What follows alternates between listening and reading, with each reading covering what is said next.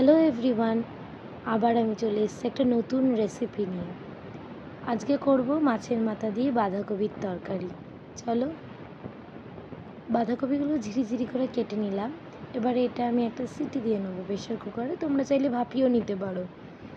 তাই বাঁধাকপিগুলো আমি এক এক করে প্রেশার কুকারে নিয়ে তার মধ্যে 1 গ্লাস জল এবং কিছুটা নুন দিয়ে এবার এই ঢাকনাটা বন্ধ করে আমি এটাকে সেদ্ধ বসিয়ে দেবো। এটা একটা সিটি দিলেই হবে, তারপর নামিয়ে নিলেও হবে। এবার এখানে আমি জোগাড় করে নিয়েছি কিছু কাঁচা লঙ্কা চেরা, পেঁয়াজ, গোটা গরম মশলা, টমেটো। এখানে দেখো মাছের মাথাগুলোকে ভালো করে ধুয়ে আমি নুন হলুদ মাখিয়ে নিলাম। এবার এগুলোকে আমি ভেজে নেব। কড়াইয়ে পরিমাণ মতো তেল দিয়ে নেব।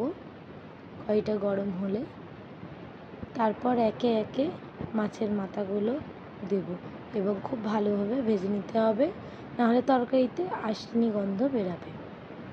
এবার মাছের মাথাগুলো আমি ভেজে নিচ্ছি। এবার মাছের মাথা একদিক ভাজা হয়ে গেলে আমি উল্টিয়ে দিলাম।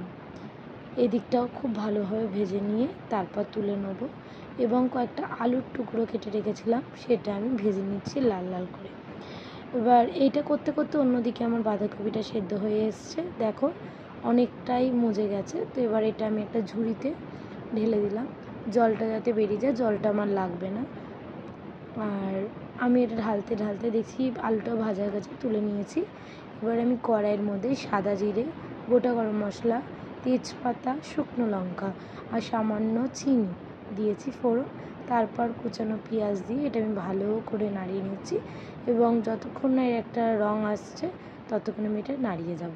তারপর আমি কেটে রাখা টমেটো এবং সাথে চেরা কাঁচা লঙ্কা দিয়ে দিলাম। এবার এটাকে আমি সামান্য নুন দিয়ে ঢেকে একটু রান্না করব যাতে টমেটোটা মজে যায়। খুব ভালোভাবে দেখো আমি নাড়িয়ে নিচ্ছি। এবারে আমি এর মধ্যে দেবো আদা বাটা। আদা বাটাটা আমি মিক্সিতে পেস্ট করে নিয়েছি, সেটা দেখানো হলো না। সেটা দিয়ে এবার সামান্য লঙ্কার গুঁড়ো দিলাম, দিয়ে এবার এটাকে ভালো করে কষিয়ে নিয়ে আলুটাকে দিয়ে দেবো।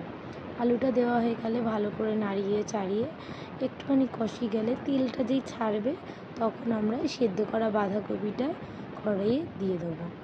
এবং বাঁধাকপিটা অনেকক্ষণই টাইম লাগবে, কারণ এর থেকে অনেকটা জল বেরোয় আর ধৈর্য ধরে তোমাদের ভাজা ভাজা করতে হবে।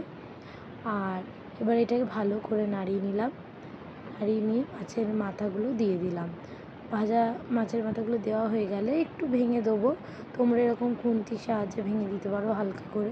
এবং এটা খুব ভালোভাবে নাড়াতে হবে এবং জল শুকানো পর্যন্ত অপেক্ষা করতে হবে।